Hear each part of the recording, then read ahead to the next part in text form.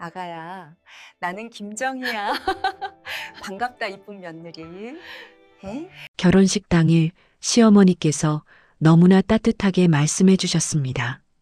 그때 갑자기 어디선가 큰 소리가 들려왔습니다.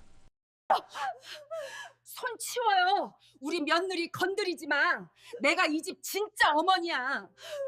결혼식 당일 웨딩드레스를 입은 서은 앞에 시어머니가 2명 나타났습니다. 둘 다 자신이 이 집 어머니라고 했어요. 서은은 그 순간 온몸이 얼어붙었습니다. 왜 시어머니가 2명인지, 왜 상견례는 계속 미뤄졌는지, 이 집에 대체 무슨 비밀이 숨겨져 있는 건지. 서은은 알 수 없었지만 한 가지만은 확실했습니다. 자신의 결혼이 정상적이지 않다는 것을요. 사연 시작하기 전에 구독과 좋아요 부탁드립니다. 항상 응원해주시는 모든 분들께 감사드립니다. 바로 사연 시작하겠습니다. 2024년 5월 서울 강남의 한 웨딩홀. 32살 박서은은 새하얀 웨딩드레스를 입고 신부 대기실 거울 앞에 앉아 있었습니다. 손끝으로 드레스의 레이스를 쓰다듬으며 깊은 숨을 내쉬었어요. 가슴 한쪽이 묵직했습니다. 오늘이 결혼식 날인데 서은은 아직 시댁 식구들을 제대로 본 적이 없었습니다. 이상하다는 건 서은도 알고 있었어요. 결혼을 준비하는 6개월 동안 상견례는 번번이 미뤄졌습니다. 처음엔 시아버지가 해외 출장 중이라고 했고, 두 번째는 집안에 경조사가 있다고 했어요. 세 번째 약속을 잡으려 할 때쯤 예비 신랑 민호는 이렇게 말했습니다. 우리 집은 좀 특이해서 그래. 굳이 다 모일 필요 없을 것 같아. 그때 서은의 가슴속에서 뭔가 불편한 기운이 스쳤지만 깊이 묻지 않았습니다. 괜히 예민한 예비 며느리로 보일까봐, 그리고 무엇보다 결혼식 전부터 남편 될 사람과 불화를 만들고 싶지 않았기 때문이에요. 남자 집안이 원래 좀 복잡할 수도 있지. 서은은 스스로를 그렇게 달랬습니다. 하지만 오늘 결혼식장에 들어서면서부터 이상한 기운이 느껴졌어요. 하객들이 웅성거리는 소리가 유난히 시끄러웠고, 시댁 쪽 하객석은 묘하게 두 편으로 나뉘어 앉아 있었습니다. 오후 2시, 식이 시작되기 1시간 전, 신부 대기실 문이 드르륵 열리면서 밝은 미소를 띤 여자가 들어왔습니다. 연한 베이지색 한복을 입은 48살쯤 되어 보이는 여자였어요. 파마한 머리를 단정하게 넘긴 그녀는 서은에게 다가와 양손을 잡았습니다. 어머, 우리 며느리 정말 예쁘네. 앞으로 잘 지내보자. 나는 김정희야. 이 집 어머니고. 목소리는 부드러웠지만 악수하는 손에 힘이 들어가 있었습니다. 서은은 자연스럽게 고개를 숙이며 인사했어요. 어머님, 처음 뵙겠습니다. 아, 이분이 시어머니구나. 서은은 안도의 한숨을 쉬었습니다. 생각보다 온화해 보이는 분이라 다행이라고 생각했어요. 그런데 정확히 5분 후, 대기실 문이 다시 열렸습니다. 이번엔 파란색 한복을 입은 여자가 들어섰어요. 55살쯤 되어 보이는 그녀는 앞서 들어온 김정희와는 완전히 다른 분위기였습니다. 입술은 굳게 다물어져 있었고 눈빛은 날카로웠어요. 여자는 서은을 똑바로 바라보며 낮고 차가운 목소리로 말했습니다. 나는 이명숙이야. 내가 이 집 진짜 어머니다. 법적으로. 그 순간 서은의 머릿속이 하얘졌습니다. 시간이 멈춘 것 같았어요. 귀가 먹먹해지면서 심장이 쿵쿵 뛰기 시작했습니다. 손에 쥐고 있던 부케가 미세하게 떨렸어요. 2명의 시어머니, 한 명은 현재 시아버지와 함께 살고 있다는 여자, 또 한 명은 과거 법적 아내였다는 여자. 김정희의 얼굴이 순식간에 굳어졌습니다. 이명숙을 노려보는 눈빛에는 적대감이 가득했어요. 명숙 씨, 여긴 신부 대기실이에요. 왜 여기까지 들어오는 거예요? 이명숙은 비웃듯 코웃음을 쳤습니다. 내 며느리 보러 왔는데 뭐가 문제야? 당신이야말로 무슨 자격으로 여기 있는 거예요? 두 여자 사이의 공기가 얼어붙었습니다. 서은은 그 한가운데 서서 숨조차 제대로 쉴 수 없었어요. 웨딩 메이크업을 한 얼굴 위로 식은 땀이 흘렀습니다. 상견례가 왜 계속 미뤄졌는지, 왜 집안 사정이 복잡하다는 말만 반복됐는지, 모든 이유가 한꺼번에 이해되는 순간이었습니다. 밖에서는 하객들이 자리를 잡고 있었고, 웨딩 음악이 흘러나오기 시작했어요. 화려한 조명 아래 꽃장식이 빛나고 있었지만 서은에게 그 모든 게 비현실적으로 느껴졌습니다. 이명숙이 서은의 어깨에 손을 올리며 말했습니다. 우리 며느리 고생 많을 거야. 이 집이 어떤 집인지 이제 알겠지? 그래도 넌 내 아들 민호 엄마니까 내가 지켜줄게. 김정희가 그 손을 확 쳐냈습니다. 손 치워요. 서은 씨는 우리 집 며느리예요. 당신이 끼어들 일 아니에요. 대기실 안의 분위기가 험악해졌습니다. 메이크업 아티스트와 플래너가 어쩔 줄 몰라 하며 문 밖으로 나갔어요. 서은은 두 사람 사이에서 입을 열지 못했습니다. 뭐라고 말해야 할지, 누구 편을 들어야 할지 알 수 없었어요. 아니, 애초에 이게 편을 가르는 문제였다는 것 자체가 믿기지 않았습니다. 오늘이 내 결혼식인데 드레스 속 서은의 다리가 후들거렸습니다. 부케를 든 손에서 땀이 배어 나왔어요. 그때 대기실 문이 벌컥 열리며 남편 민호가 황급히 들어왔습니다. 턱시도 차림의 그는 상황을 보자마자 얼굴이 새하얗게 질렸어요. 어머니들, 제발 오늘만은. 이명숙이 날카롭게 쏘아붙였습니다. 민호야, 내가 서은 씨한테 우리 집 얘기 제대로 했어? 안 했지? 이렇게 결혼식 날까지 숨기고. 민호는 입술을 깨물며 아무 말도 하지 못했습니다. 김정희는 팔짱을 끼며 차갑게 말했어요. 서은 씨, 미안해요. 우리 집이 좀 복잡하긴 한데 금방 적응할 거예요. 걱정 마. 하지만 그 말투에는 위로보다 경고가 담겨 있었습니다. 식장 밖에서 사회자의 목소리가 들려왔습니다. 잠시 후 아름다운 신부 입장이 있겠습니다. 서은은 떨리는 다리로 일어섰습니다. 거울 속 자신의 얼굴은 웃고 있었지만 눈빛은 공허했어요. 결혼식장은 분명 축복의 공간이었습니다. 하지만 서은에게 그날은 결혼식이 아니라 전쟁터로 걸어 들어가는 날이었습니다. 복도를 걸어나가는 서은의 뒤에서 두 여자의 시선이 따라왔습니다. 한 명은 차갑게, 한 명은 날카롭게. 서은은 그 순간 깨달았습니다. 이 결혼이 어떤 의미인지, 이 집에서 자신이 어떤 존재가 될지. 아직 신부 입장 음악도 나오기 전인데 서은의 가슴 속에는 벌써 후회가 밀려오고 있었습니다. 신혼여행에서 돌아온 지 사흘째 되던 날, 서은은 남편과 함께 시댁을 방문했습니다. 강남에 있는 오래된 아파트 단지였어요. 엘리베이터를 타고 올라가는 동안 남편은 한마디도 하지 않았습니다. 턱을 괜 채 휴대폰만 들여다보고 있었어요. 서은이 조심스럽게 물었습니다. 여보, 그런데 오늘은 어느 어머님 댁에 가는 거예요? 남편이 한숨을 쉬며 대답했습니다. 아버지 댁. 정희 씨랑 같이 사는 집. 목소리에 피로가 묻어났어요. 서은은 더 이상 묻지 못했습니다. 16층에서 엘리베이터가 멈췄습니다. 문이 열리자 복도 끝에서 김정희가 앞치마를 두른 채 손을 흔들고 있었어요. 어머, 우리 신혼부부 왔네. 어서 들어와. 현관문을 열고 들어서자 거실 소파에 64살의 시아버지 최용철이 앉아 있었습니다. 신문을 펼쳐든 채 안경 너머로 서은을 훑어봤어요. 왔나? 앉아. 딱딱한 목소리였습니다. 서은은 공손하게 인사를 했어요. 아버님, 안녕하세요. 시아버지는 고개만 끄덕였습니다. 김정희가 주방에서 과일 접시를 들고 나오며 밝게 웃었어요. 서은 씨, 여긴 편하게 생각하면 돼요.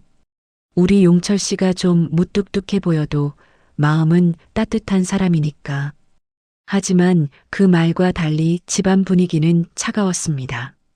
시아버지는 계속 신문만 보고 있었고 김정희는 서은 옆에 바짝 붙어 앉아 이것저것 물어봤어요. 신혼여행은 어땠어? 민호가 잘해줬어? 제주도 날씨가 좋더라고요. 남편이 잘 챙겨줬습니다. 서은이 조심스럽게 대답하자 김정희의 눈빛이 미묘하게 변했습니다. 그래, 우리 민호가 착하긴 하지.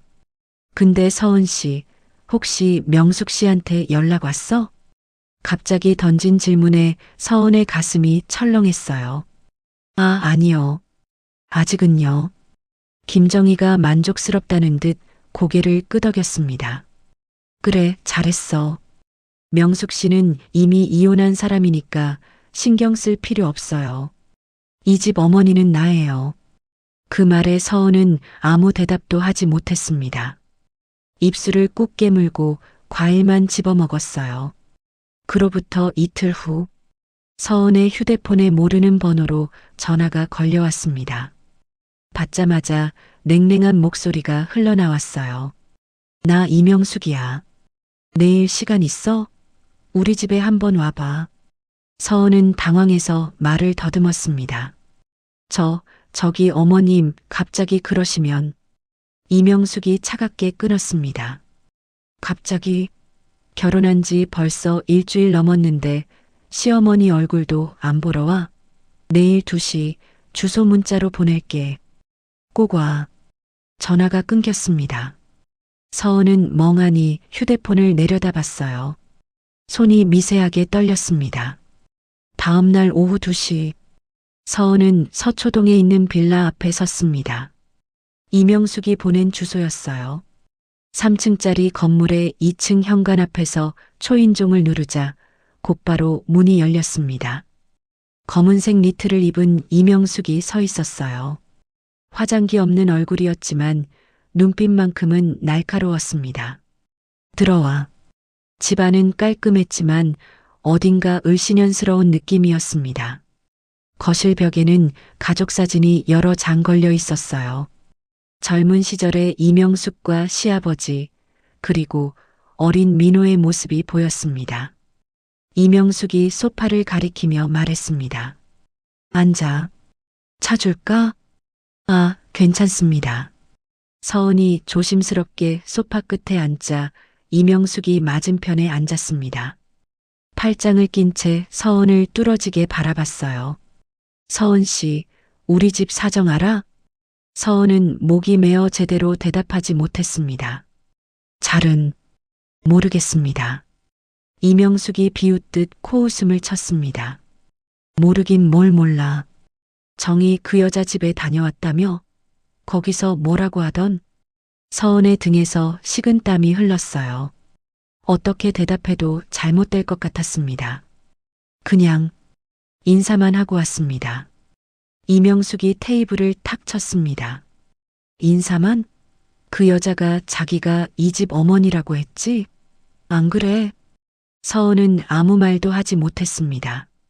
고개를 숙인 채 손가락만 비틀고 있었어요.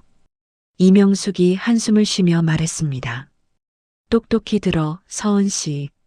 나는 최영철이랑 정식으로 결혼해서 민호를 낳은 법적 아내야. 호적에도 올라가 있었어. 근데 그 인간이 바람피워서 정이 그 여자를 집에 들였고 나는 쫓겨난 거라고. 이혼은 내가 원해서 한 게 아니야. 강제로 당한 거지. 목소리에 원한이 서려 있었습니다. 서은은 숨을 죽이고 들었어요. 그러니까 이 집 진짜 어머니는 나야. 정희는 그냥 남의 남편 뺏어간 여자일 뿐이고 그걸 헷갈리면 안 돼. 서은의 머릿속이 복잡해졌습니다. 김정희는 자기가 어머니라고 했고 이명숙도 자기가 어머니라고 했어요. 둘 다 거짓말을 하는 것 같지는 않았습니다.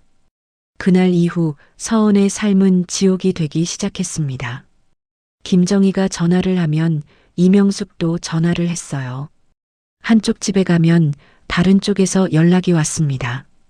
명절 음식 준비를 도와달라는 김정희, 제사 준비를 함께 하자는 이명숙. 서은은 양쪽을 오가며 2배로 일했어요. 어느 날은 김정희 집에서 설거지를 하고 있는데 김정희가 물었습니다. 요즘 명숙 씨한테 자주 가? 서은이 머뭇거리며 대답했습니다. 가끔 인사드리러요. 김정희의 표정이 굳어졌어요. 서은 씨, 그 사람 말 너무 믿으면 안 돼. 그 사람 원래 성격 괴팍해서 용철 씨가 못 견뎌서 헤어진 거야. 괜히 그쪽에 잘 보이려고 하지 마. 다음 날 이명숙 집에 가자 이명숙이 물었습니다. 정희 그 여자가 나 욕하던? 서은이 고개를 저었습니다. 아니요, 그런 말씀 안 하셨어요. 이명숙이 비웃었어요. 거짓말. 분명히 나 험담했을 텐데. 그 여자 원래 뒤에서 사람 깎아내리는 거 좋아해. 조심해, 서은 씨도 언젠간 당할 테니까. 서은은 점점 지쳐갔습니다. 어느 쪽 말을 들어도 다른 쪽에서 서운해했어요. 침묵하면 대답도 안 하냐는 소리를 들었고, 대답하면 말대꾸하냐는 소리를 들었습니다. 남편에게 하소연해봤지만 돌아오는 건 한숨뿐이었어요. 나도 어쩔 수 없어. 그냥 적당히 맞춰줘. 적당히 맞춰주라는 말. 하지만 서은은 알고 있었습니다. 이 집에서는 적당이라는 게 존재하지 않는다는 걸. 한쪽을 맞추면 다른 쪽이 무너지고 균형을 잡으려 하면 양쪽 모두에게 욕을 먹었어요.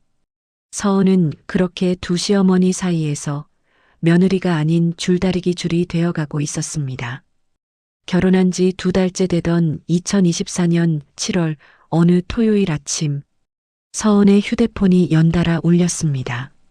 먼저 김정희에게서 문자가 왔어요.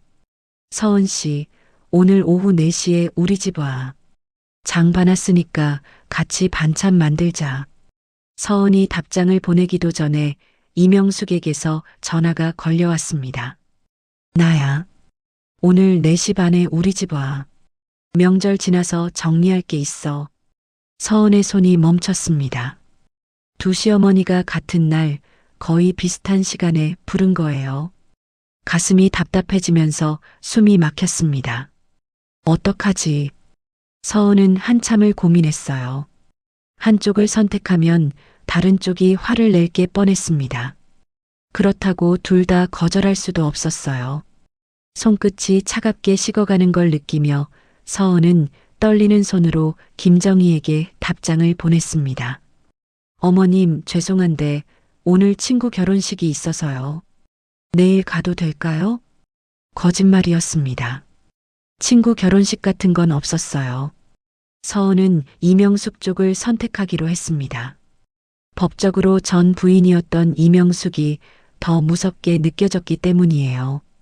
오후 4시 반, 서은은 이명숙의 집 앞에 섰습니다. 초인종을 누르자 문이 열렸어요. 이명숙이 앞치마를 두른 채 서 있었습니다. 왔어? 들어와.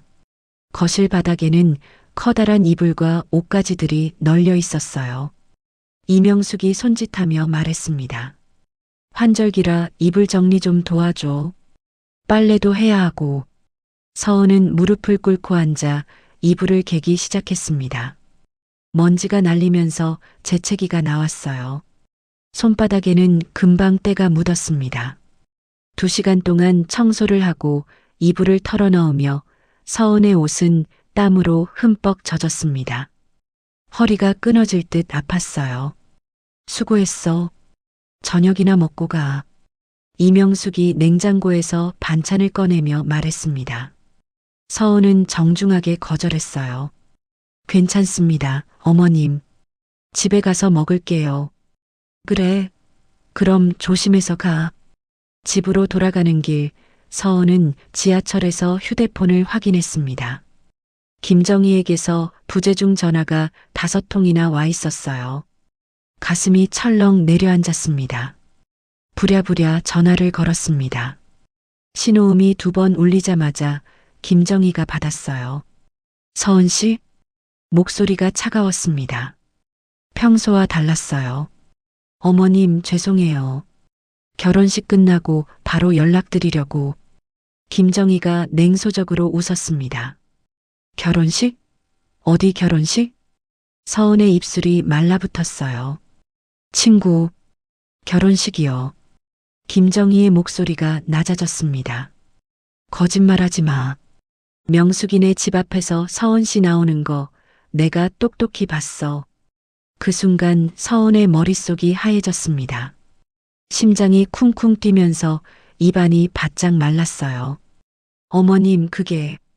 김정희가 말을 끊었습니다. 나한테 거짓말까지 하면서 그 여자 집에 갔어?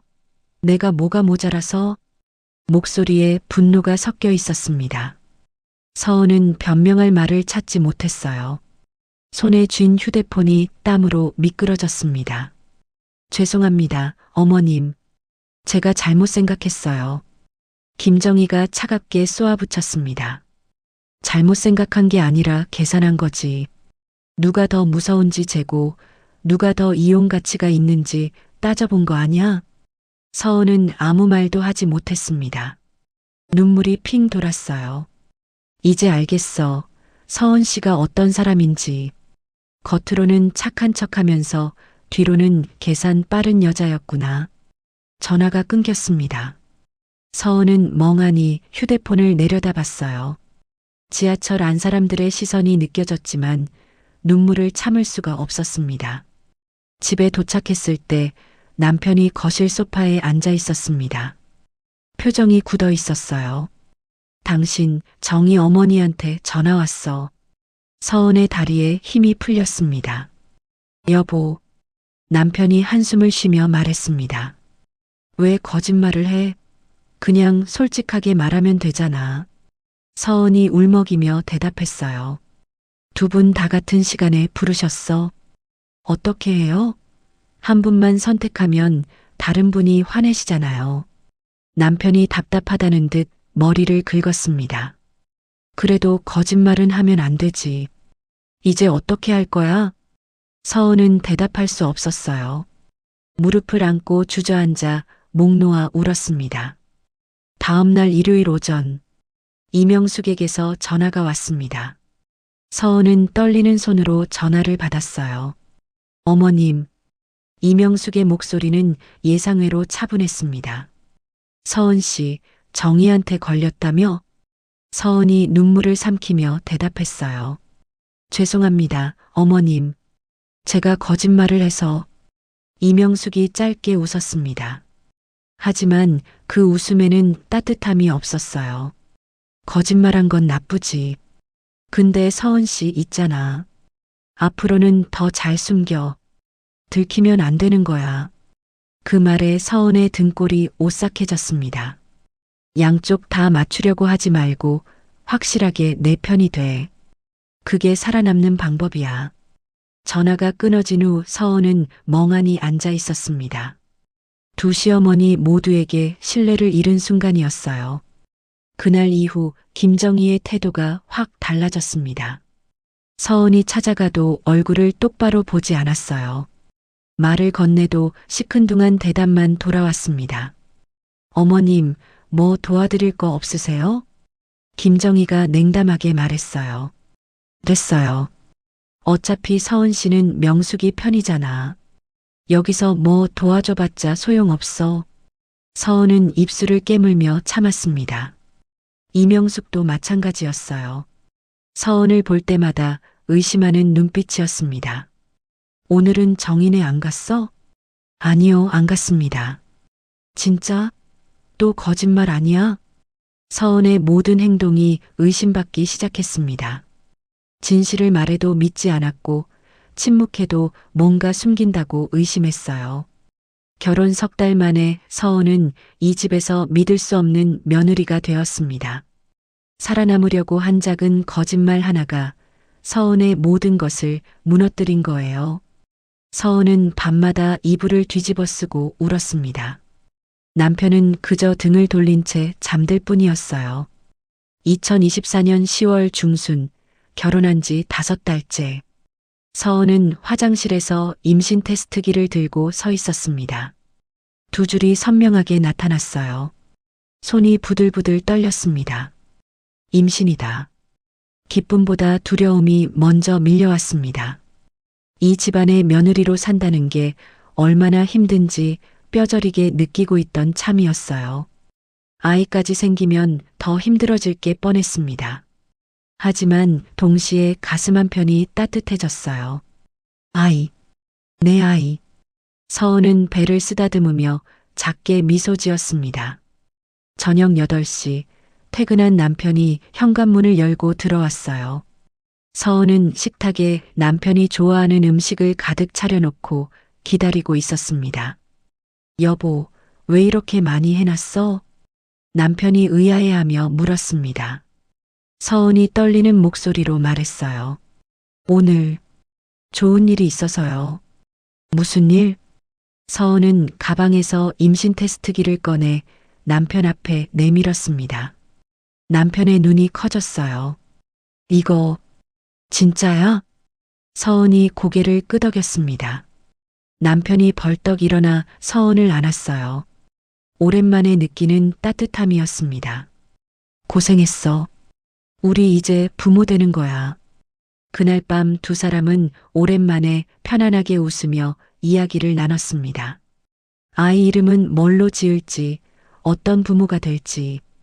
잠시나마 서은은 행복했어요. 하지만 그 행복은 오래가지 못했습니다. 다음 날 토요일 오후, 남편은 시댁에 임신 소식을 알려야 한다고 했습니다. 서은은 불안했지만 거절할 수 없었어요. 두 사람은 시아버지와 김정희가 사는 집으로 향했습니다. 초인종을 누르자 김정희가 문을 열어줬습니다. 평소보다 화장을 진하게 한 얼굴이었어요. 어머, 우리 신혼부부 왔네. 무슨 일이야? 거실로 들어가자 시아버지가 소파에 앉아 있었습니다. 남편이 조심스럽게 말을 꺼냈어요. 아버지, 어머니, 저희가 오늘 좋은 소식 전하러 왔습니다.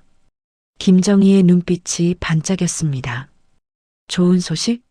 뭔데? 남편이 서은의 손을 잡으며 말했습니다. 서은이가 임신했습니다. 잠시 침묵이 흘렀어요. 시아버지가 안경을 벗으며 입을 열었습니다. 그래, 잘했다. 손주 보겠구나. 담담한 목소리였지만 나쁘지 않은 반응이었습니다. 서은이 안도의 한숨을 쉬려는 순간 김정희가 갑자기 웃기 시작했어요. 어머, 그거 참 신기하네. 김정희가 배를 쓰다듬으며 말했습니다. 나도 임신했거든. 그 순간 거실의 공기가 얼어붙었습니다. 서은의 눈이 커지면서 입이 벌어졌어요. 남편도 놀란 표정으로 김정희를 바라봤습니다. 뭐라고요? 김정희가 의기양양하게 말했어요. 나도 임신했다니까.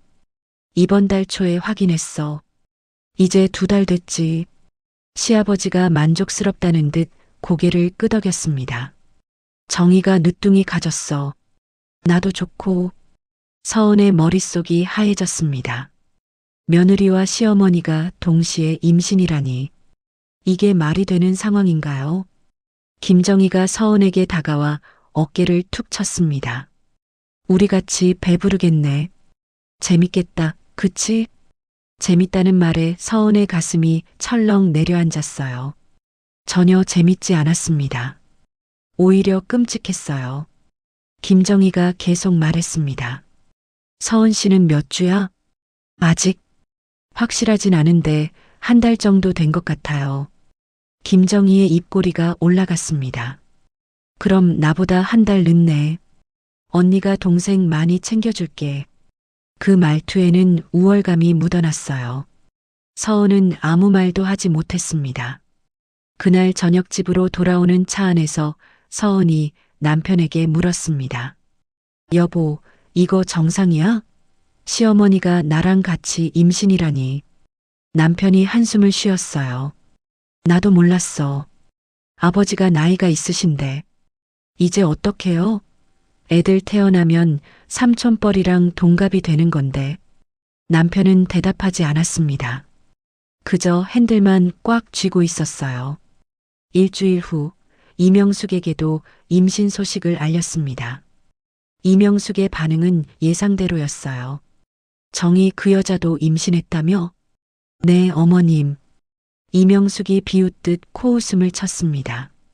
하긴 그 여자 원래 애 낳는 걸로 자리 지킨 거니까. 나이가 몇인데 또 뱃속에 집어넣었대.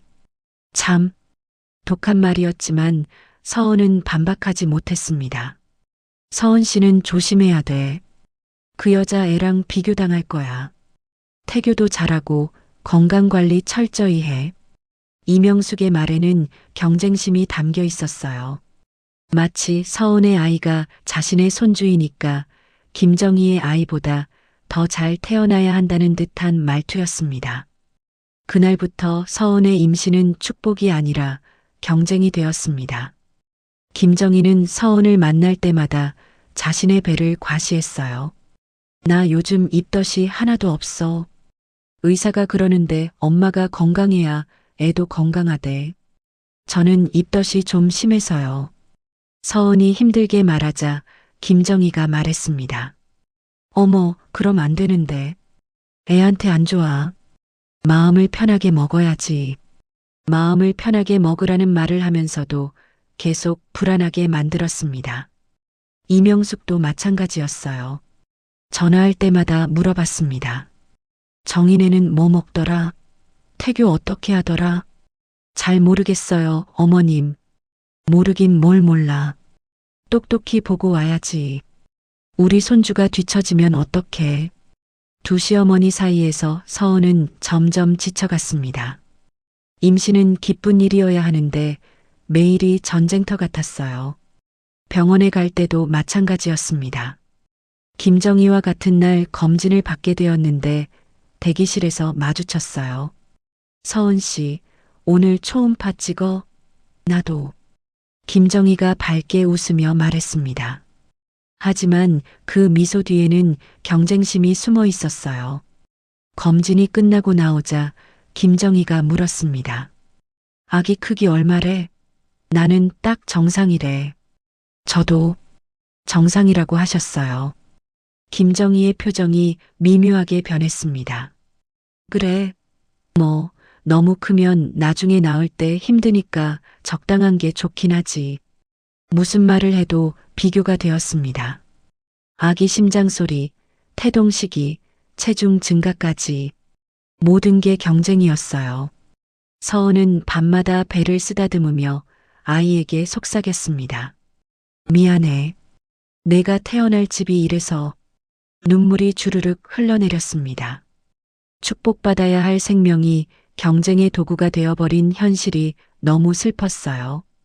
임신은 기쁨이 아니라 서은에게 또 다른 짐이 되어가고 있었습니다. 2024년 11월 중순 서은이 임신 3개월에 접어들던 어느 월요일 저녁 남편이 평소보다 2시간 일찍 집에 들어왔습니다. 현관문을 여는 소리가 평소와 달랐어요. 무겁고 느렸습니다. 서은이 부엌에서 나와 남편을 보는 순간 심장이 덜컥 내려앉았어요. 남편의 얼굴이 새하얗게 질려 있었습니다. 손에는 회사 서류 봉투가 들려 있었어요. 여보, 무슨 일 있어요? 남편은 대답 없이 거실 소파에 주저앉았습니다. 넥타이를 풀어 헤친 채 고개를 푹 숙였어요. 어깨가 축 처진 모습이 처량했습니다. 당신. 서은이 다가가 남편 옆에 앉자 남편이 떨리는 목소리로 말했습니다. 나 잘렸어. 그 한마디에 서은의 머릿속이 하얘졌습니다. 뭐라고요? 회사에서 구조 조정한다고. 나한테 퇴사 통보했어. 남편이 손으로 얼굴을 감쌌습니다. 손가락 사이로 붉어진 눈이 보였어요. 서은의 손끝이 차갑게 식어갔습니다. 입안이 바짝 말랐어요. 임신 중인 몸으로 남편마저 직장을 잃다니. 언제부터예요? 이번 달 말까지만 다니래. 그러니까 2주 후면 백수야. 남편의 목소리가 갈라졌습니다. 서은은 남편의 손을 잡았어요. 손바닥에서 식은땀이 느껴졌습니다. 퇴직금은요? 근속연수가 짧아서 많지 않아. 기껏해야 4개월치 월급 정도. 서은의 가슴이 답답해졌습니다. 전세 대출금도 있고 매달 관리비에 생활비까지. 임신 중이라 서은도 일을 할 수 없는 상황이었어요. 어떡하죠, 우리? 남편이 대답하지 않았습니다. 그저 멍하니 허공만 바라보고 있었어요. 그날 밤 두 사람은 잠을 이루지 못했습니다. 서은은 천장을 보며 눈물을 흘렸고 남편은 침대 모서리에 앉아 담배를 피우러 베란다를 드나들었어요. 다음 날 저녁 남편의 휴대폰에 시아버지에게서 전화가 걸려왔습니다. 아버지, 어떻게 알고? 남편의 얼굴이 굳어졌어요. 통화를 끝내고 휴대폰을 내려놓은 남편이 한숨을 쉬었습니다. 아버지가 내일 댁으로 오래. 누가 말씀드렸어요? 모르겠어. 아버지 귀가 빠르시니까. 서은의 가슴이 철렁했습니다. 시아버지를 만나는 게 두려웠어요. 다음 날 토요일 오후 3시, 서은과 남편은 시댁 거실에 나란히 앉아 있었습니다. 시아버지는 맞은편 소파에 팔짱을 낀 채 앉아 있었고, 김정희는 주방에서 차를 끓이고 있었어요. 시아버지가 먼저 입을 열었습니다. 회사에서 잘렸다며? 냉랭한 목소리였습니다. 남편이 고개를 숙였어요. 죄송합니다, 아버지. 죄송하긴. 장가든 지 얼마나 됐다고 벌써 잘려? 무능한 놈. 시아버지의 말에 서은의 가슴이 철렁 내려앉았습니다. 옆에 앉은 남편의 주먹이 꽉 쥐어진 게 보였어요. 김정희가 차를 들고 나오며 거들었습니다. 그러게요. 요즘 같은 세상에 직장 하나 제대로 못 지키면 어떡해요. 애도 곧 태어날 텐데. 서은은 입술을 깨물었습니다. 아무 말도 할 수 없었어요. 시아버지가 탁자에 놓인 서류 봉투를 밀어냈습니다. 이 집으로 들어와 살아라. 갑작스러운 말에 서은과 남편이 동시에 고개를 들었어요. 아버지, 그게... 시아버지가 손을 들어 남편의 말을 막았습니다. 전세 대출 갚을 돈도 없을 거 아냐. 애 낳고 키우려면 돈이 얼마나 드는데. 차라리 여기 들어와서 생활비라도 아껴. 일리 있는 말이었습니다. 하지만 서은은 본능적으로 거부감이 들었어요. 시댁에서 산다는 건 생각만 해도 숨이 막혔습니다. 시아버지가 계속 말했습니다. 대신 조건이 있어. 민호, 너는 내가 가진 건물 관리 일 맡아. 월세 받고 건물 청소 감독하고 세입자들 민원 처리하고. 아버지, 제가 건물 관리를요? 시아버지의 눈빛이 차갑게 식었습니다. 싫으면 나가서 알아서 살든지. 근데 내가 보기엔 너 당장 다른 직장 구하기도 힘들 것 같은데?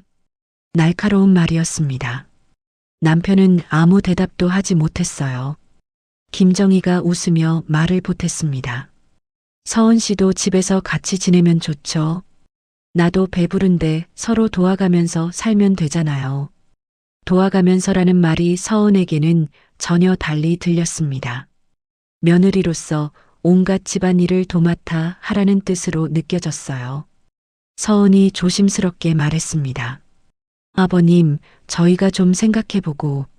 시아버지가 차갑게 끊었습니다. 생각할 게 뭐가 있어? 당장 다음 달부터 월세 낼 돈도 없으면서. 그리고 서은 씨, 애 낳으면 누가 봐줄 건데? 친정어머니? 맨날 와서 봐줄 수 있어?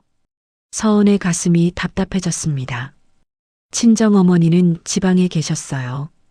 자주 올 수 없는 상황이었습니다. 시아버지가 결정적인 한 방을 날렸습니다. 여기 들어오면 애도 내가 봐주지. 정의도 있고, 돈도 아끼고 애도 맡기고 일석이조하냐? 표면적으로는 호의였지만 그 속에는 조건들이 숨어 있었습니다. 서은은 느낄 수 있었어요. 이건 도움이 아니라 계약이라는 걸. 남편이 떨리는 목소리로 물었습니다. 아버지, 건물 관리 일은 급여가 어떻게 되나요? 시아버지가 코웃음을 쳤습니다. 급여? 집에서 공짜로 먹고 자는데 급여까지 봐라. 용돈 정도는 주지. 한 달에 100만 원. 100만 원. 세 식구가 살기엔 턱없이 부족한 돈이었습니다. 김정희가 덧붙였어요. 그 정도면 충분하죠. 어차피 밥은 여기서 먹고 집세도 안 내는데 아껴 쓰면 돼요. 서은은 입술을 꽉 깨물었습니다. 눈물이 핑 돌았어요. 집으로 돌아오는 길, 차 안은 침묵으로 가득했습니다. 남편이 핸들을 잡은 손에 힘이 잔뜩 들어가 있었어요. 여보, 서은이 조심스럽게 불렀지만 남편은 대답하지 않았습니다. 집에 도착해서도 남편은 말이 없었어요. 베란다로 나가 담배를 피우며 밤하늘만 바라봤습니다.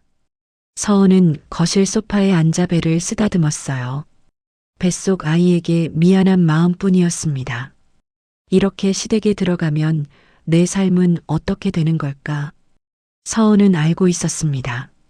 시아버지의 제안은 도움이 아니라 통제라는 걸. 자유를 포기하고 그 집의 며느리 노릇을 철저히 하라는 조건이었어요. 하지만 선택의 여지가 없었습니다. 당장 다음 달 월세도 걱정인 상황에서 거절할 수 있는 처지가 아니었으니까요. 서은은 그날 밤 베개를 적시며 울었습니다. 남편은 옆에서 등을 돌린 채 잠든 척했지만 어깨가 미세하게 떨리고 있었어요. 2024년 12월 첫째 주 토요일, 서은과 남편은 작은 트럭 한 대에 짐을 싣고 시댁으로 들어갔습니다. 임신 넉 달째 배가 불러온 서은은 짐을 나를 수도 없었어요. 계단을 오르내리는 것만으로도 숨이 찼습니다. 시댁 현관문을 열자 김정희가 앞치마를 두르고 나왔습니다. 그녀도 임신 5달째였지만 배가 서은보다 훨씬 작아 보였어요. 왔어요? 짐 많지는 않죠? 김정희가 웃으며 말했지만 그 미소는 차가웠습니다. 짐은 이 정도예요. 남편이 대답하며 박스를 들고 안으로 들어갔어요. 서은도 작은 가방을 들고 따라 들어갔습니다. 시아버지는 거실 소파에 앉아 신문을 보고 있었어요. 고개도 들지 않은 채 말했습니다. 방은 안쪽 작은 방 써. 짐 정리 끝나면 저녁 준비 도와. 서은의 가슴이 철렁했습니다. 이사 온 첫날부터 저녁 준비를 하라는 거였어요. 안쪽 작은 방은 예전에 창고로 쓰던 공간이었습니다. 겨우 5평 정도 되는 방에는 오래된 짐들이 한쪽에 쌓여 있었어요. 창문도 작아서 햇빛이 잘 들지 않았습니다. 남편이 짐을 내려놓으며 미안하다는 듯 서은을 쳐다봤어요. 하지만 아무 말도 하지 않았습니다. 여보, 이 짐들은 어떻게 해요? 서은이 쌓여있는 박스들을 가리키며 물었습니다. 남편이 한숨을 쉬었어요. 내가 나중에 치울게. 일단 우리 집만 정리하자. 2시간 동안 짐을 정리하는 동안 서은의 허리는 끊어질 듯 아팠습니다. 임신 중이라 자주 앉아서 쉬어야 했어요. 저녁 6시 김정희가 방문을 두드렸습니다. 서은 씨, 저녁 준비 좀 도와줘요. 나 혼자 하기 힘들어서. 김정희도 임신 중이었지만 서은보다 한 달 더 많이 지났는데도 멀쩡해 보였어요. 부엌으로 나가자 싱크대에 설거지가 쌓여 있었습니다. 점심때 사용한 그릇들이었어요. 설거지부터 해줘. 그 다음에 저녁 식탁 차리고. 김정희가 명령하듯 말했습니다. 서은은 고무장갑을 끼고 설거지를 시작했어요. 기름때가 잔뜩 낀 그릇들이었습니다. 저녁 식사가 끝나고 서은이 설거지를 하고 있을 때 시아버지가 부엌으로 왔습니다. 내일부터 아침은 7시까지 차려. 나 출근해야 하니까. 네, 아버님. 서은이 고개를 숙였어요. 7시면 6시 반에는 일어나야 한다는 뜻이었습니다. 그날 밤 작은 방에 누운 서은은 잠을 이룰 수 없었습니다. 밖에서 김정희와 시아버지가 TV 보는 소리가 들렸어요. 웃음소리도 들렸습니다. 하지만 이 작은 방은 감옥 같았어요. 다음 날 아침 6시 반. 알람이 울리자 서은은 몸을 일으켰습니다. 배가 무거워서 일어나는 것도 힘들었어요. 남편은 아직 자고 있었습니다. 부엌으로 나가자 김정희가 먼저 와 있었습니다. 서은 씨, 밥은 어제 해놨으니까 국이랑 반찬만 데워. 시아버지는 된장찌개 좋아하시니까 알아서 해. 김정희는 지시만 하고 식탁에 앉아 휴대폰만 보고 있었어요. 서은은 냉장고를 열어 반찬을 꺼냈습니다. 어디에 뭐가 있는지도 몰라서 일일이 물어봐야 했어요. 어머님, 된장은 어디 있어요? 김정희가 짜증스럽게 대답했습니다. 찬장 위쪽. 그것도 못 찾아? 눈 달린 데 쓰라고 있는 거 아냐? 서은은 입술을 깨물었습니다. 찬장을 열어 된장통을 꺼내려는데 손이 닿지 않았어요. 의자를 가져와 올라서야 겨우 꺼낼 수 있었습니다. 아침 식사 후 설거지를 마치니 8시가 넘었습니다. 서은은 방으로 돌아와 침대에 누웠어요. 허리가 너무 아팠습니다. 잠깐 눈을 붙이려는데 김정희가 방문을 열고 들어왔습니다. 서은 씨, 뭐해? 청소해야지. 어머님, 제가 좀 쉬었다가요. 허리가 너무 아파서. 김정희가 비웃듯 코웃음을 쳤습니다. 나도 배부른데 멀쩡히 일하는데 뭘 그렇게 아파? 뱃속에 금 덩어리라도 들었어? 서은은 아무 말도 할 수 없었습니다. 몸을 일으켜 청소를 시작했어요. 거실과 안방, 화장실까지 청소하는데 2시간이 걸렸습니다. 걸레질을 하면서 배가 당겨서 자꾸 쉬어야 했어요. 점심시간이 되자 김정희가 또 불렀습니다. 서은 씨, 점심 준비 좀 해줘. 나 배고파. 서은은 부엌으로 가서 냉장고를 열었습니다. 먹을 만한 반찬이 별로 없었어요.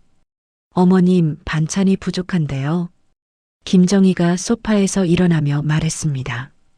그럼 마트 가서 사와. 카드 줄게. 제가 지금 가야 해요? 김정희의 얼굴이 굳어졌어요. 왜? 얹혀 사는 주제에 심부름 하나 못해? 그 말에 서은의 눈시울이 뜨거워졌습니다. 얹혀 산다. 그 말이 가슴에 박혔어요. 마트에 다녀와 점심을 준비하고 설거지를 마치니 오후 2시였습니다. 서은은 방으로 들어가 침대에 쓰러졌어요. 온몸이 천근만근이었습니다. 저녁이 되자 남편이 건물 관리 일을 마치고 들어왔습니다. 서은이 힘없는 목소리로 말했어요. 여보, 이렇게는 못 살겠어요. 너무 힘들어. 남편이 서은 옆에 앉으며 한숨을 쉬었습니다. 조금만 참자. 내가 빨리 취직하면 나갈 수 있어. 조금만 참으라는 말만 하지 말아요. 저 임신부예요. 이렇게 일만 시키는 게 정상이에요? 서은의 목소리가 떨렸습니다. 남편은 대답하지 못했어요. 당신은 어머니한테 한마디도 못해요? 저보고만 참으래요? 남편이 손으로 얼굴을 감쌌습니다. 미안해. 근데 지금 아버지 눈밖에 나면 우리 갈 데가 없어. 서은은 더 이상 말하지 않았습니다. 눈물만 흘렀어요. 일주일이 지나자 서은의 몸은 더욱 망가졌습니다. 손목은 시큰거렸고 허리는 계속 아팠어요. 잠도 제대로 못 잤습니다. 어느 날 저녁 서은이 설거지를 하고 있는데 김정희가 냉장고를 열며 말했습니다. 서은 씨, 내일 친정에 다녀올 건데 저녁 준비는 알아서 해놔. 네, 어머님. 김정희가 냉장고 문을 닫으며 덧붙였어요. 그리고 내 방 청소도 좀 해놔. 먼지 쌓인 지 오래됐거든. 서은은 대답 없이 고개만 끄덕였습니다. 다음 날 김정의 방을 청소하다가 서은은 서랍이 열린 걸 발견했습니다. 무심코 닫으려다가 안을 보게 됐어요. 통장과 인감이 보였습니다. 그리고 부동산 서류도 있었어요. 서은은 손을 떼고 서랍을 닫았습니다. 그날 저녁 김정희가 돌아와서 방을 확인하더니 서은을 불렀습니다. 서은 씨, 내 서랍 열었어? 아니요, 어머님. 청소만 했어요. 김정희가 눈을 가늘게 뜨며 말했습니다. 서랍 위치가 달라졌는데? 거짓말하지 마. 뭘 봤어? 서은의 얼굴이 하얘졌어요. 진짜 아무것도 안 봤어요. 청소하다가 실수로 살짝 열렸다가 바로 닫았어요. 김정희가 차갑게 웃었습니다. 앞으로 내 방은 함부로 들어오지도 마. 알았어? 서은은 고개를 숙였습니다. 눈물이 뚝뚝 떨어졌어요. 시댁에 들어온 지 보름. 서은은 사람이 아니라 일하는 기계가 된 기분이었습니다.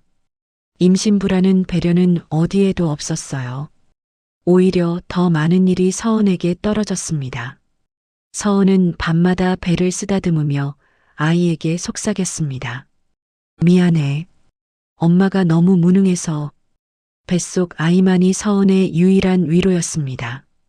2025년 6월 초순, 서은이 임신 9달째 되던 어느 금요일 오후, 서은은 혼자 마트에서 장을 보고 있었습니다. 시댁에 들어온 지 6개월째였어요. 배는 불룩하게 나왔고 걸을 때마다 허리가 끊어질 듯 아팠습니다. 장바구니에 두부와 채소를 담고 계산대로 향하던 순간 아랫배에서 찌릿한 통증이 밀려왔습니다. 서은이 배를 감싸며 멈춰 섰어요. 통증이 가라앉기를 기다렸지만 몇 초 후 더 강한 통증이 왔습니다. 허벅지 사이로 따뜻한 액체가 흘러내렸어요. 양수가 터졌어. 서은의 얼굴이 하얗게 질렸습니다. 손이 부들부들 떨리면서 가방에서 휴대폰을 꺼냈어요. 여보, 나 지금 마트인데 양수 터진 것 같아요. 남편의 목소리가 급해졌습니다. 뭐? 지금 어디야? 가만히 있어. 내가 바로 갈게. 아파요. 빨리 와줘요. 전화를 끊고 서은은 마트 의자에 앉았습니다. 진통이 점점 더 강해졌어요. 이마에서 땀이 주르륵 흘러내렸습니다. 30분 후 남편이 차를 몰고 도착했습니다. 서은을 부축해서 차에 태우며 남편이 말했어요. 진통 간격이 어떻게 돼? 모르겠어요. 계속 아파요. 남편이 급히 핸들을 잡았습니다. 병원까지는 20분 거리였어요. 차가 출발하려는 순간 남편의 휴대폰이 울렸습니다. 김정희였어요. 여보세요, 어머니. 남편이 전화를 받자 김정희의 급한 목소리가 들렸습니다. 민호야, 나 지금 배 아파. 양수 터진 것 같아. 빨리 와. 남편의 얼굴이 굳어졌어요. 서은을 돌아보며 난처한 표정을 지었습니다. 어머니, 저 지금 서은이 태우고 병원 가는 중인데요. 서은이도 양수 터졌어요. 전화기 너머로 김정희의 날카로운 목소리가 터져 나왔습니다. 뭐? 둘 다? 어떻게 하루에 둘 다 터져? 빨리 와, 나 혼자 못 가. 남편이 한숨을 쉬며 말했습니다. 알겠습니다. 일단 서은이 병원에 내려주고 바로 모시러 갈게요. 전화를 끊고 남편이 서은에게 말했어요. 미안해. 어머니도 양수가 터졌대. 서은은 아무 말도 할 수 없었습니다. 진통이 너무 심해서 정신이 없었어요. 병원에 도착해서 응급실로 들어가는 서은의 뒤로 남편이 다시 차를 몰고 나갔습니다. 김정희를 데리러 간 거였어요. 간호사가 서은을 휠체어에 태워 진료실로 옮겼습니다. 보호자는요? 잠깐 나갔어요. 금방 올 거예요. 서은이 힘없이 대답했습니다. 의사가 진찰을 하고 말했어요. 자궁문이 5cm 열렸네요. 입원하셔야 할 것 같은데요. 네, 알겠습니다. 간호사가 서은을 분만실로 안내하려는 순간 응급실 입구가 시끄러워졌습니다. 김정희가 남편에게 부축받으며 들어오고 있었어요. 어머, 아파 죽겠네. 빨리 의사 불러. 김정희의 목소리가 복도에 울려 퍼졌습니다. 시아버지도 함께 따라왔어요. 의사가 김정희를 진찰하고 말했습니다. 양수가 터졌네요. 자궁문도 4cm 정도 열렸고요. 입원하셔야겠어요. 간호사가 병실 배정을 확인하더니 난처한 표정을 지었어요. 지금 분만실이 하나밖에 안 남았는데요. 시아버지가 큰 소리로 말했습니다. 우리 마누라 먼저 넣어줘. 나이가 있으니까 위험할 수 있어. 서원을 안내하던 간호사가 당황하며 말했어요. 그런데 이쪽 산모분이 먼저 오셔서요. 김정희가 휠체어에 앉은 채로 소리쳤습니다. 먼저 온 게 뭐가 중요해요? 나이 많은 산모가 더 위험하잖아요. 서원은 진통 속에서도 그 말을 듣고 눈물이 났습니다. 간호사가 난처해하며 의사에게 확인했어요. 두 분 다 급하신데 어떻게 할까요? 의사가 한숨을 쉬며 말했습니다. 일단 둘 다 대기실로 모셔. 상황 봐서 먼저 진행되는 쪽부터 들어가는 걸로. 결국 서은과 김정희는 같은 대기실에서 진통을 겪게 됐습니다. 침대 2개가 나란히 놓여 있었어요. 서은은 왼쪽 침대에, 김정희는 오른쪽 침대에 누웠습니다. 중간에 얇은 커튼만 쳐져 있었어요. 진통이 올 때마다 서은은 신음을 참으려 했습니다. 하지만 너무 아파서 소리가 나왔어요. 커튼 너머로 김정희의 목소리가 들렸습니다. 아이고 죽겠네. 민호야, 손 잡아줘. 남편이 김정희 쪽으로 가는 발소리가 들렸습니다. 서은은 혼자 침대 난간을 붙잡고 진통을 견뎠어요. 1시간이 지나자 두 사람의 진통 간격이 비슷해졌습니다. 간호사가 들어와 확인하더니 말했어요. 두 분 다 곧 분만실로 가셔야 할 것 같은데요. 의사가 급히 연락을 취했습니다. 분만실 하나 더 준비해 주세요.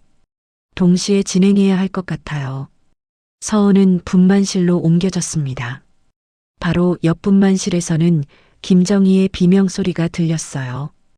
으아, 아파. 간호사가 서은을 격려했습니다. 힘내세요. 조금만 참으면 돼요. 서은은 이를 악물고 힘을 줬습니다. 온몸이 땀으로 범벅이 됐어요. 옆에서 남편이 손을 잡아줬지만 서은은 느낄 수 없었습니다. 너무 아팠어요. 2시간 후 서은의 분만실에서 아기 울음소리가 터져나왔습니다. 딸이었어요. 축하합니다. 건강한 여자아이예요. 의사가 말했습니다. 서은은 기진맥진한 상태로 아기를 봤어요. 작고 빨간 얼굴이었습니다. 그때 옆 분만실에서도 아기 울음소리가 들렸습니다. 김정희도 아기를 낳은 거였어요. 간호사가 웃으며 말했습니다. 신기하네요. 거의 동시에 낳으셨어요. 서은은 웃을 수가 없었습니다. 기쁨보다 허탈함이 먼저 밀려왔어요. 회복실로 옮겨진 서은 옆으로 김정희도 들어왔습니다. 두 침대가 나란히 놓였어요. 김정희가 아기를 안으며 의기양양하게 말했습니다. 우리 아들 봐봐. 얼마나 예쁜지. 아들이었습니다. 시아버지가 김정희의 침대 옆에 서서 아기를 내려다보며 흡족해 했어요. 그래, 손주 하나 더 생겼네. 남편은 두 침대 사이에서 어쩔 줄 몰라 했습니다. 서은에게 왔다가 김정희에게 갔다가 반복했어요. 서은은 혼자 딸을 안고 있었습니다. 아무도 축하해주지 않았어요. 모두의 관심은 김정희의 아들에게 쏠려 있었습니다. 그날 며느리와 시어머니가 같은 날 같은 병원에서 아이를 낳았습니다. 서은의 딸과 김정희의 아들. 삼촌뻘 아이와 조카뻘 아이가 동갑이 되는 기묘한 상황이 현실이 됐어요. 서은은 딸을 가슴에 안고 눈물을 흘렸습니다. 기쁨의 눈물이 아니었어요. 이 아이가 자라날 환경이 두려워서 나온 눈물이었습니다. 그날 이후 이 집안의 균형은 완전히 무너졌습니다. 출산 후 3일째 서은은 퇴원해서 시댁으로 돌아왔습니다. 작은 방 침대에 누운 서은 옆에는 갓 태어난 딸이 요람해서 자고 있었어요. 회음부 상처가 쓰라려서 제대로 앉지도 못했습니다. 몸은 천근만근이었어요. 남편이 짐을 정리하며 말했습니다. 좀 쉬어. 내가 애 볼게. 서은은 고개를 끄덕였습니다. 눈을 감으려는 순간 방문이 벌컥 열렸어요. 김정희였습니다. 그녀도 출산한 지 3일째였지만 화장을 하고 깔끔한 옷을 입고 있었어요. 서은 씨, 미안한데 우리 준호 좀 봐줄래? 나 손목이 너무 아파서 애를 못 안겠어. 김정희가 아기를 안고 들어왔습니다. 준호라는 이름을 붙인 김정희의 아들이었어요. 서은은 믿을 수 없다는 표정으로 김정희를 봤습니다. 어머님, 저도 지금 몸이 안 좋아서요. 김정희가 인상을 찌푸렸어요. 나도 몸 안 좋은 건 똑같아. 근데 나는 나이가 있잖아. 당연히 서은 씨가 봐줘야지. 그렇게 말하며 김정희는 준호를 서은의 침대 옆 요람에 내려놓았습니다. 서은은 할 말을 잃었어요. 어머님, 김정희가 손을 흔들며 나가버렸습니다. 조금만 봐줘. 나 좀 쉬었다 올게. 문이 닫혔습니다. 서은은 멍하니 천장을 바라봤어요. 옆에서 남편이 난처한 표정으로 서 있었습니다. 여보, 이거. 남편이 한숨을 쉬었어요. 조금만 도와주자. 어머니도 힘드실 거야. 서은은 더 이상 말하지 않았습니다. 눈물만 흘렀어요. 그날부터 서은의 지옥이 시작됐습니다. 밤 11시 서은의 딸이 울기 시작했습니다. 서은은 몸을 일으켜 딸을 안아 수유를 했어요. 갈라진 유두가 쓰라렸지만 참아야 했습니다. 수유를 마치고 딸을 재우려는데 옆 요람에서 준호가 울기 시작했습니다. 으앙, 으앙. 서은은 준호를 안아 올렸습니다. 기저귀가 젖어 있었어요. 기저귀를 갈아주고 분유를 타서 먹였습니다. 준호를 재우고 침대에 누우려는데 이번엔 딸이 또 울었어요. 트림을 시켜야 했습니다. 새벽 2시가 되어서야 두 아기가 모두 잠들었습니다. 서은은 기진맥진한 상태로 침대에 쓰러졌어요. 하지만 새벽 4시 또다시 울음소리가 터져 나왔습니다. 이번엔 준호였어요. 서은은 비틀거리며 일어나 준호를 안았습니다. 눈꺼풀이 천근만근이었어요. 남편은 옆에서 코를 골며 자고 있었습니다. 깨울 엄두도 나지 않았어요. 아침 6시 딸의 울음소리에 서은은 다시 깼습니다. 겨우 2시간을 잔 거였어요. 수유를 하는데 방문이 열렸습니다. 김정희였어요. 서은 씨, 준호 울었어? 네, 새벽에 한 번 울어서 분유 먹였어요. 김정희가 고개를 끄덕이며 말했습니다. 그래, 고마워. 나는 한숨도 못 잤네. 손목이 너무 아파서. 서은은 어이가 없었습니다. 밤새 준호를 돌본 건 자신인데 김정희는 한숨도 못 잤다고 했어요. 일주일이 지나자 서은의 몸은 한계에 달했습니다. 하루에 서너 시간밖에 자지 못했어요. 두 아기를 번갈아 돌보느라 제대로 앉아서 밥을 먹을 시간도 없었습니다. 거울을 보니 눈 밑에 다크서클이 깊게 패였고 뺨은 푹 꺼져 있었어요. 체중도 출산 전보다 5kg이나 더 빠졌습니다. 어느 날 오후 서은이 두 아기를 재우고 잠깐 눈을 붙이려는데 김정희가 들어왔습니다. 서은 씨, 나 잠깐 미용실 다녀올게. 준호 좀 봐줘. 서은이 깜짝 놀라 일어났어요. 어머님 외출하세요? 김정희가 가방을 매며 말했습니다. 응. 머리 너무 지저분해서 2시간이면 돌아올게. 산후조리 중인데요. 김정희가 비웃듯 웃었어요. 나는 괜찮아. 건강하니까. 서은 씨가 알아서 잘 봐줄 거 믿어. 문이 닫혔습니다. 서은은 주먹을 불끈 쥐었어요. 손톱이 손바닥에 박혔습니다. 3주가 지나자 서은은 친정 어머니를 불렀습니다. 엄마, 나 진짜 못 살겠어. 도와줘. 전화기 너머로 서은의 울음소리가 터져 나왔습니다. 이틀 후 친정 어머니가 시댁으로 왔어요. 60이 넘은 친정 어머니는 멀리 부산에서 KTX를 타고 올라왔습니다. 우리 딸 많이 힘들었구나. 친정 어머니가 서은을 안았습니다. 서은은 엄마 품에서 목 놓아 울었어요. 친정 어머니가 두 아기를 돌보기 시작했습니다. 밤에 일어나 분유를 타고 기저귀를 갈았어요. 서은은 그제야 조금 숨을 쉴 수 있었습니다. 하지만 김정희의 태도는 변하지 않았어요. 어머님 고생하시네요. 손주들 봐주셔서 감사해요. 말은 그렇게 하지만 김정희는 더 자주 외출했습니다. 친구들을 만나러 가고 쇼핑을 하러 갔어요. 친정 어머니가 준호를 안고 분유를 먹이는 모습을 보며 김정희는 만족스럽다는 듯 웃었습니다. 역시 할머니가 최고네요. 나보다 훨씬 잘 봐주시네. 친정 어머니는 아무 말 없이 웃기만 했지만 그날 밤 서은에게 조용히 말했어요. 서은아, 저 사람이 정말 시어머니 맞니? 자기 아들도 안 돌보고. 서은은 고개를 숙였습니다. 엄마 미안해. 엄마까지 고생시켜서. 친정 어머니가 서은의 손을 잡았어요. 괜찮아. 엄마가 도와줄게. 하지만 친정 어머니도 나이가 있었습니다. 2주일 동안 밤낮으로 두 아기를 돌보자 허리를 펴지 못했어요. 엄마, 이제 집에 가서 쉬셔야 해요. 서은이 안타까운 마음으로 말했습니다. 괜찮아. 엄마는 괜찮은데. 하지만 친정 어머니의 얼굴은 창백했습니다. 결국 친정 어머니는 한 달 만에 부산으로 돌아갔어요. 떠나기 전 서은을 꼭 안으며 말했습니다. 서은아, 너무 무리하지 마. 내 몸 챙겨야 해. 서은은 고개를 끄덕였지만 눈물이 멈추지 않았습니다.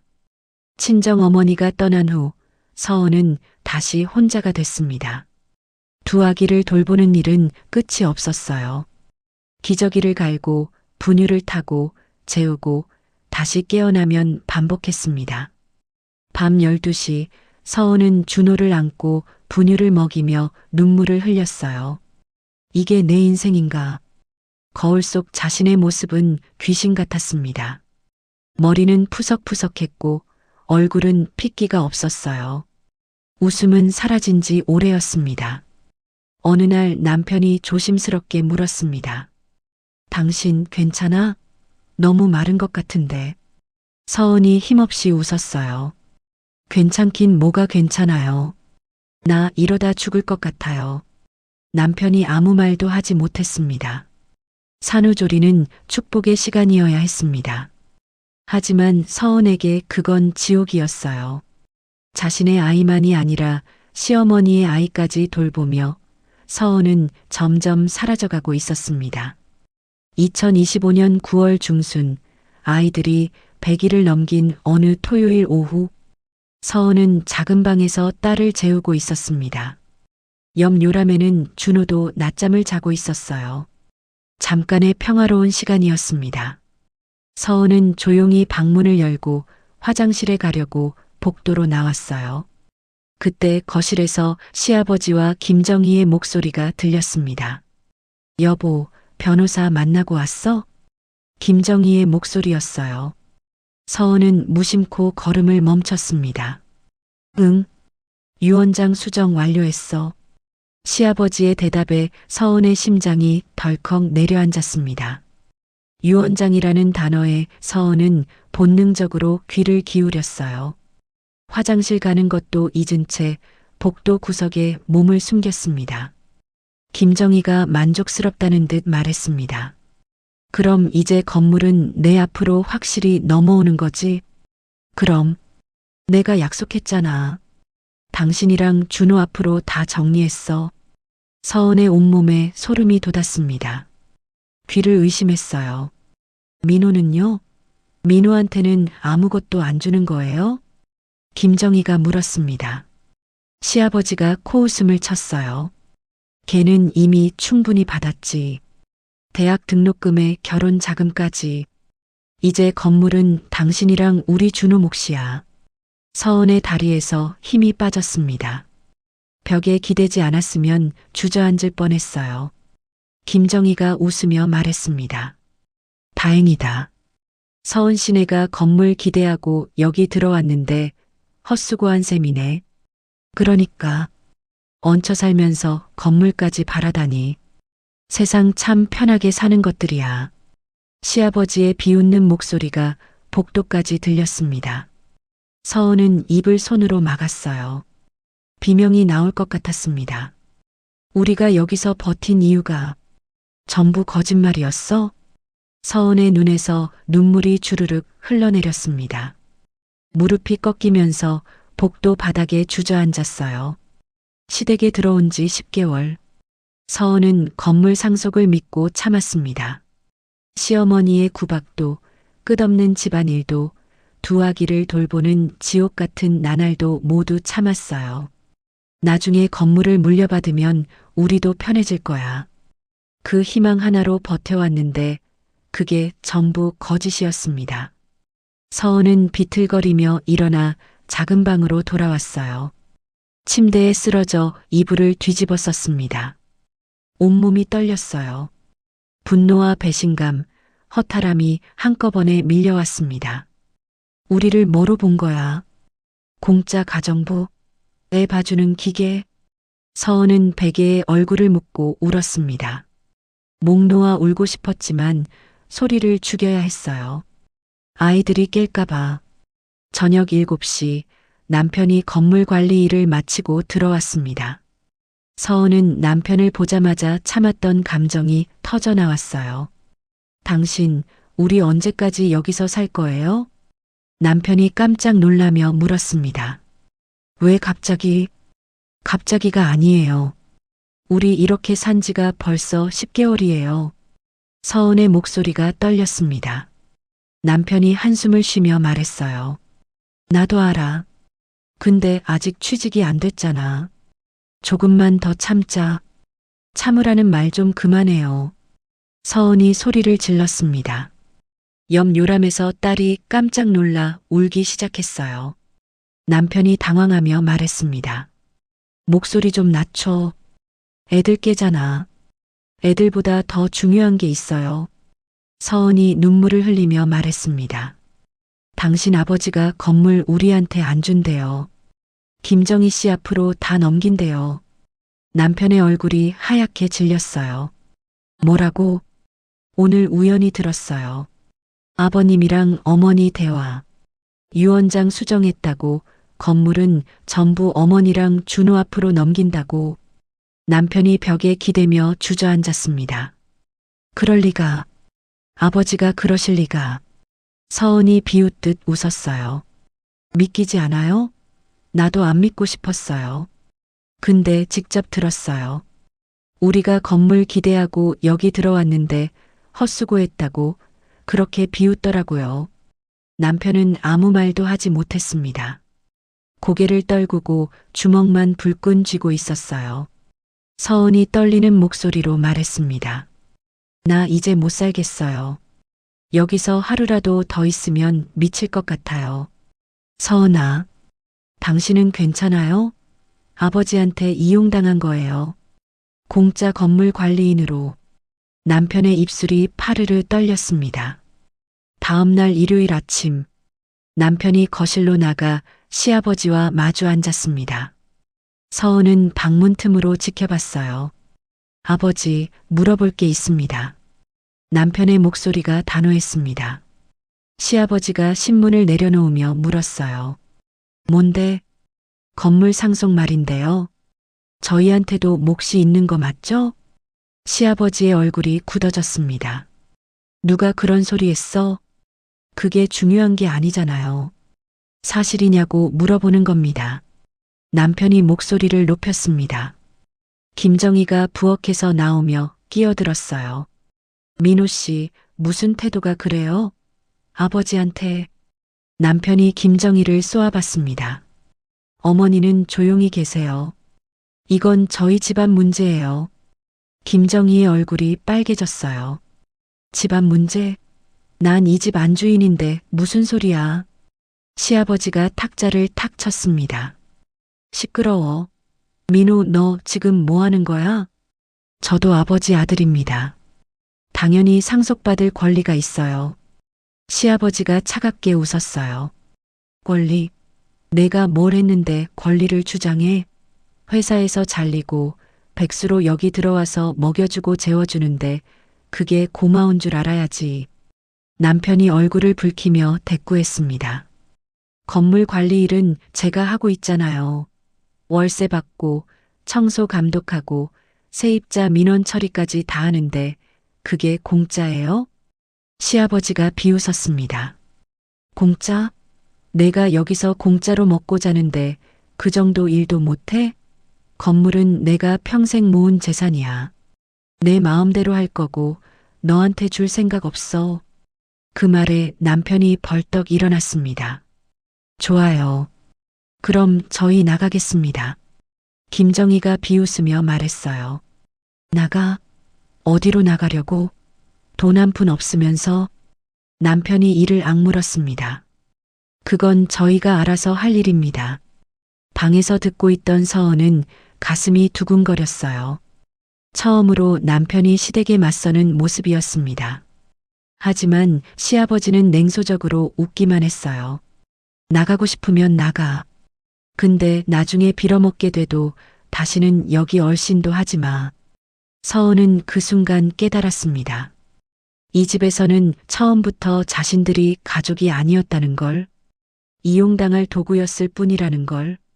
서은은 딸을 안아 올렸습니다. 작고 따뜻한 아기의 체온이 느껴졌어요.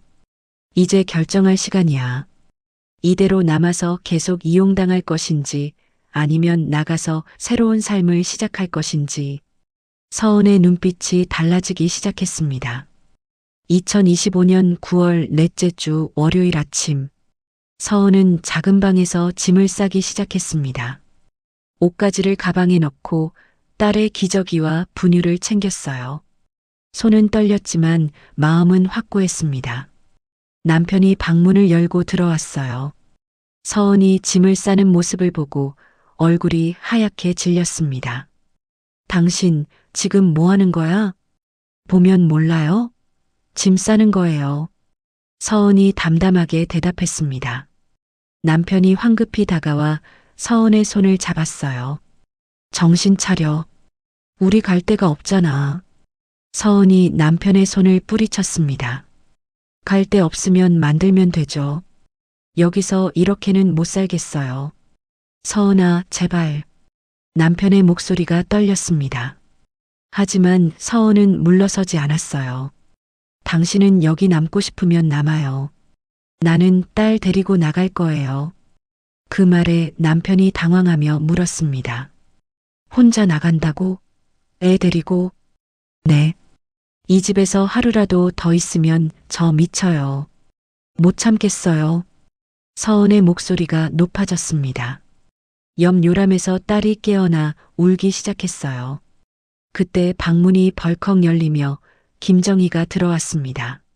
아침부터 무슨 난리예요? 준호 깼잖아. 김정희가 인상을 쓰며 소리쳤습니다. 서은이 돌아서며 김정희를 똑바로 쳐다봤어요. 어머니, 저 오늘 나갑니다. 김정희의 눈이 커졌습니다. 뭐? 나간다고? 네. 이제 여기서 못 살겠어요. 서은이 단호하게 말했습니다.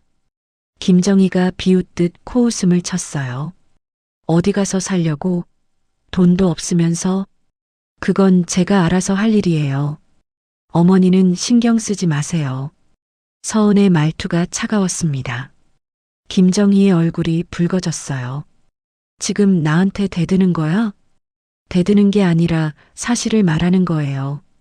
저는 여기서 며느리 취급도 못 받았어요. 그냥 공짜 가정부였죠. 김정희가 입을 벌렸지만 아무 말도 나오지 않았습니다. 시아버지가 복도에서 큰 소리로 외쳤어요. 뭔 소리야? 민호, 당장 나와. 남편이 떨리는 목소리로 대답했습니다. 아버지, 내 마누라 단속 못해? 당장 나와서 설명해. 거실로 나간 남편 뒤로 서은도 따라 나왔습니다. 딸을 안고 거실에 서자 시아버지가 노려봤어요. 서은 씨, 지금 뭐 하는 거야? 나가려고요. 서은이 담담하게 대답했습니다. 시아버지가 비웃었어요. 나가? 어디로? 쪽방에서 애 키울 거야? 그래도 여기보단 나아요. 적어도 거기선 사람 취급은 받을 테니까요.